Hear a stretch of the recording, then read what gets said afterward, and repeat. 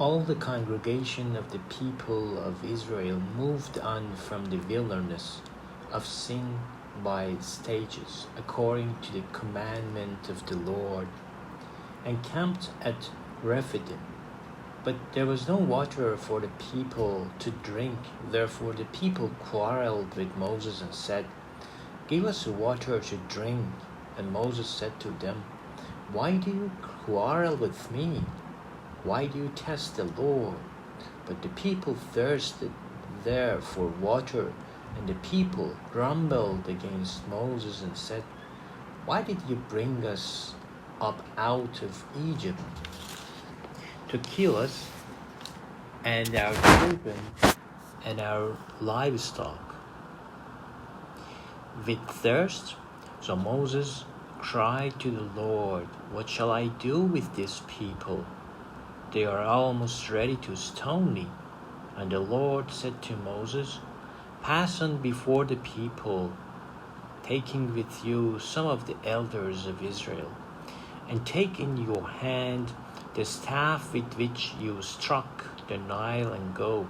Behold, I will stand before you there on the rock at Horeb, and you shall strike the rock, and the water shall come out of it, and the people will drink."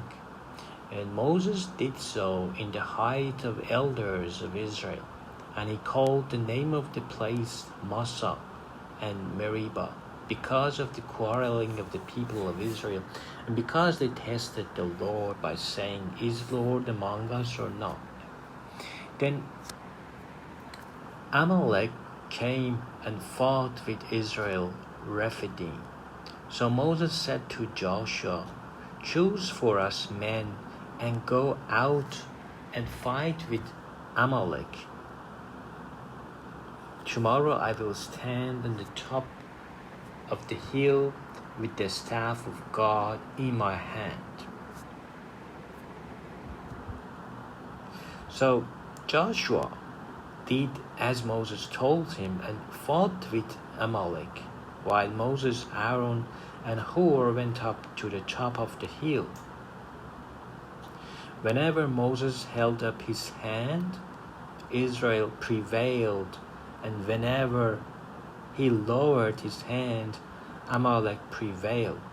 But Moses' hands grew weary, so they took a stone and put it under him, and he sat on it, while Aaron and Hur held up his hands, one on one side and the other on the other side. So his hands were steady until the going down of the sun. And Joshua overwhelmed Amalek and his people with the sword. Then the Lord said to Moses, "Write this as a memorial in a book, and recite it in the ears of Joshua, that I will utterly blot out the memory of Amalek from under the heaven." And Moses built an altar and called the name of it, "The Lord is my banner," saying, "A hand upon the throne of the Lord. The Lord will have war with Amalek from generation to generation." Jethro, the priest of Midian, Moses' father-in-law, heard all of that God has done for Moses and for Israel, his people, how the Lord had brought Israel out of Egypt.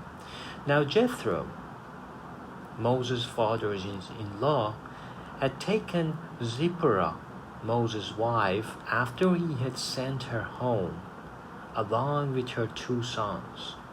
The name of the one was Gershom, for he said, "I have been a sojourner in a foreign land."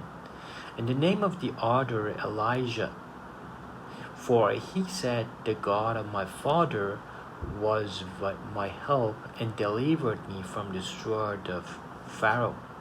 Jethro, Moses' father-in-law, came with his sons and his wife to Moses in the wilderness, where he was encamped at the mountains of God. And then he sent word to Moses, I, your father-in-law Jethro, am coming to you with your wife and her 2 sons with her. Moses went out to meet his father-in-law and bowed down and kissed him. And they asked each other of their welfare and went into tent. Then Moses told his father-in-law all that the Lord had done to Pharaoh and to Egyptians for Israel's sake, all the hardship that had come upon them in the way, and how the Lord had delivered them. And Jethro rejoiced for all the good that the Lord had done to Israel, in that he had delivered them out of the land of the Egyptians. Jethro said, Blessed be the Lord who has delivered you out of the hand of the Egyptians and out of the hand of Pharaoh, and has delivered the people from under the hand of Egyptians. Now I know that the Lord is greater than all gods, because in this affair they dealt arrogantly with the people. And Jethro, Moses' father-in-law, brought a burnt offering and sacrifices to God. And Aaron came with all the elders of Israel to eat bread with Moses' father-in-law before God. The next day Moses sat to judge the people. And the people stood around Moses from morning till evening. When Moses' father-in-law saw all that he was doing for the people, he said, What is this that you are doing for the people? Why do you sit alone and all the people stand around you from morning till evening? And Moses said to his father-in-law, Because the people come to me to inquire of God, when they have a dispute, they come to me and I decide between one person and another, and I make them know the statutes of God and his laws. Moses' father-in-law said to him, What you are doing is not good. You and the people with you will certainly wear yourself out, for the thing is too heavy for you. You are not able to do it alone.